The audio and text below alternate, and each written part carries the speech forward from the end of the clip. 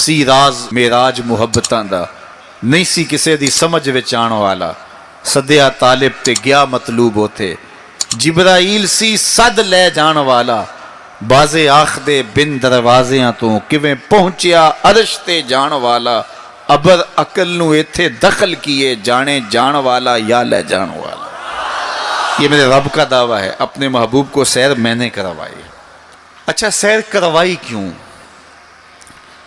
तो कहा कि मैं अपने अजायब कुदरत की निशानियाँ अपने अब्द ख़ास को, अब्द मुनीब को, अब्द मुख्तार को, अब्द मुकर्रम को दिखाना चाहता हूँ।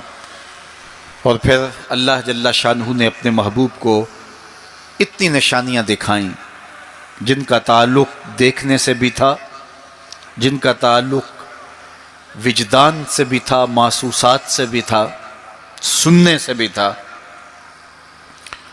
कभी हुजूर अलैहिस्सलातु वस्सलाम जन्नत की खुशबू सूंघते हैं, नज़ारों की वादी देखते हैं, और कभी दोज़ख के अंदर अज़ाबों में मुब्तला लोगों को देखते हैं।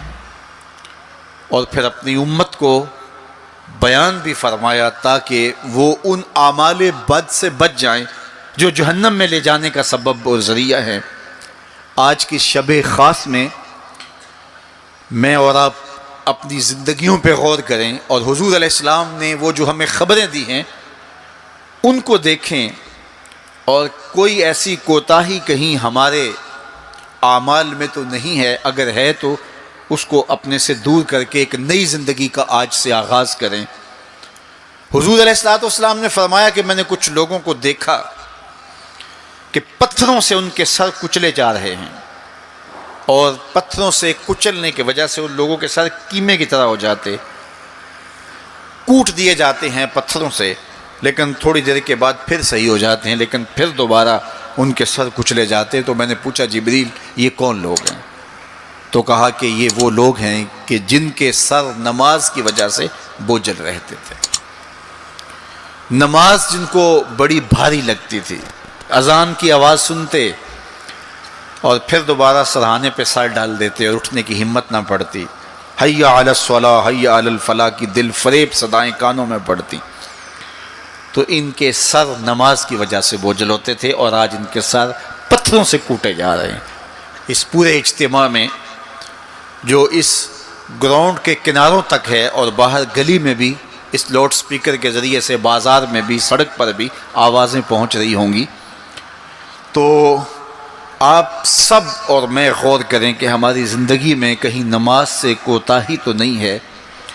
और ये भी सुन लीजिए कि ये मेराज का तोहफ़ा ख़ास है जो हुजूर लेकर आए हैं, इसीलिए अस्सलातो मेराजुल मोमिनीन कहा गया कि नमाज अहले ईमान के लिए मेराज है। हुजूर का मेराज तो ये कि दीदार इलाही किया और वहाँ तक पहुँचे जहाँ किसी का तसव्वुर भी नहीं पहुँच सकता।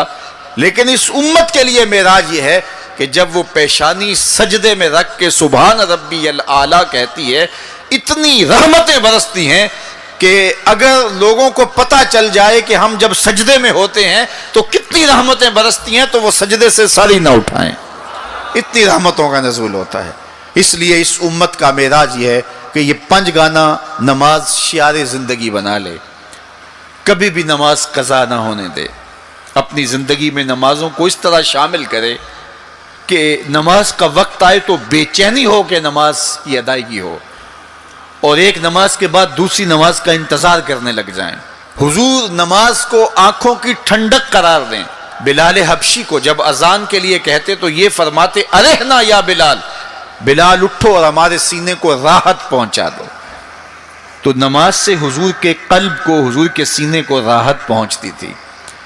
मैं और आप जितने लोग यहाँ आए हैं और जिस हुजूम के साथ, जिस शौक़ के साथ, जिस वलवले के साथ और जिस मोहब्बत के साथ आए हैं, यकीनन आप और मैं हुजूर को राज़ी करने आए हैं, अपने रब को राज़ी करने आए हैं, आकाए दो आलम की रज़ा के हुसूल के लिए हम आए हैं। तो हुजूर की रज़ा के तालिब बन के आज के इस इज्तिमा में आने वालों, अगर तुम चाहते हो कि हुजूर हमसे राज़ी हो जाएं, तो अगर बदकिस्मती से कोई बेनमाजी है تو آج عزم کر کے جائے کہ آج کے بعد نماز نہیں چھوڑوں گا، اللہ کے رسول راضی ہو جائیں گے انشاءاللہ، چونکہ حضور نے نماز کو اپنی آنکھوں کی ٹھنڈک قرار دیا ہے، یہ حضور کے لیے راحت کا سبب تھا۔ تو 5 گانا نماز شعار زندگی رکھیں۔